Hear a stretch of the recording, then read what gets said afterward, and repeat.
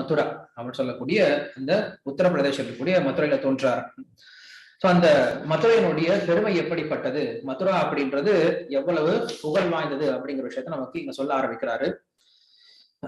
சூரசேனோ யது பதிர் மதுரானாம் அவசான் புரிம் மதுரான் சூரசேனாம்ச்ச விஷயான் புபூஜே புராஹ அப்படின்னு சொல்றார். சோ மதுரா அப்படின்ற பட்டணம் அப்படிங்கிறது சூரசேன மகாராஜனால ஆளப்பட்டு வந்தது. சூரசேன மகாராஜன் வந்து யது வம்சத்துல வரக்கூடிய ஒரு மகாராஜன்.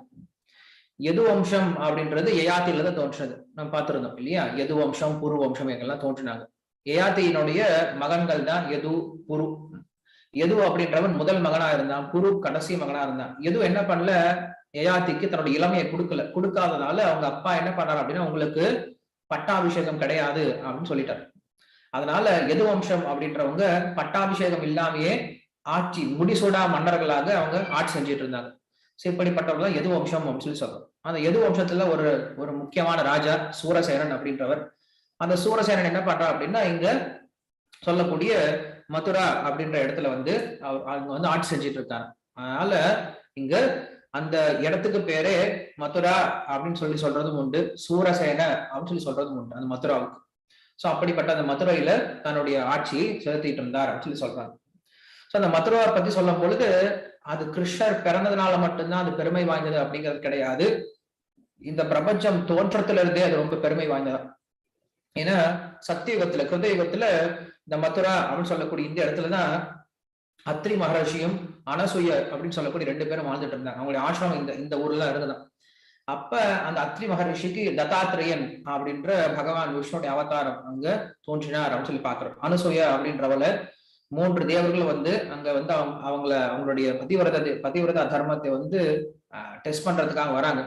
சோ அப்படி வரும்போது அங்க 3 பேர் தோன்றுகிறார்கள் அப்படின்னு சொல்லி பாக்குறோம். அதுல முக்கியமா தத்தாத்திரேய அவதாரம் அப்படிங்கிறது அந்த இடத்துல தோன்றிச்சான். எப்ப? கிருதயுகத்துல. அதே போல கிருதயுகத்துல பார்த்தோம் அப்படின்னா நமக்கு இந்த இடத்துக்கு பேரு சித்தாசிரமம் அப்படின்னு பேரு இருக்கா. அந்த மதுராவில சித்தாசிரமம் அப்படின்ற ஒரு ஆசிரமம் இருந்துதான். அங்கதான் அதிதி கஷ்யபர் 2 பேர் என்ன பண்றாங்கன்னா தபஸ்யம் இருந்து வாமன தேவனை பெற்றாங்க. சோ இப்படி தத்தாத்திரேயன், வாமன தேவர் அப்படின்ற இந்த 2 அவதார புருஷர்கள் தோன்றிய இடம் மதுரா சொல்லி சொல்லப்படுது கிருதயுகத்துல. அதுக்கப்புறம் திரேதா யுகத்துல என்ன ஆகுது அப்படின்னா, ராமர் இந்த இடத்துல சத்ருகுணன் அனுப்புறாராம். சத்ருகுணன் அனுப்பி இங்க ஒரு அசுரன் என்ன பண்ணிட்டு இருக்கான் அப்படின்னா, இந்த இடத்துல ஆட்சி செஞ்சுட்டு இருந்தான். லவணாசுரன் அப்படின்னு ஒரு அசுரன் ஆட்சி செஞ்சுட்டு இருந்தான். அந்த அசுரனை கொன்று இந்த மதுராவை தன்மையப்படுத்திக்கிட்டார். சோ ராமர் என்ன பண்றாரு, அந்த மதுராவை ஆட்சி செஞ்சார். சோ ராமருடைய ராஜதானியாகவும் இருந்தது அந்த மதுரா அப்படின்னு சொல்லி சொல்லப்படுற அந்த இடம். சோ இப்படி அநேகமான பெருமைகளை உள்ள இடம். அந்த இடத்துல வந்து கிருஷ்ணரும் இந்த இடத்துல தோன்றுகிறார் அப்படின்னு சொல்லி சொல்றார்.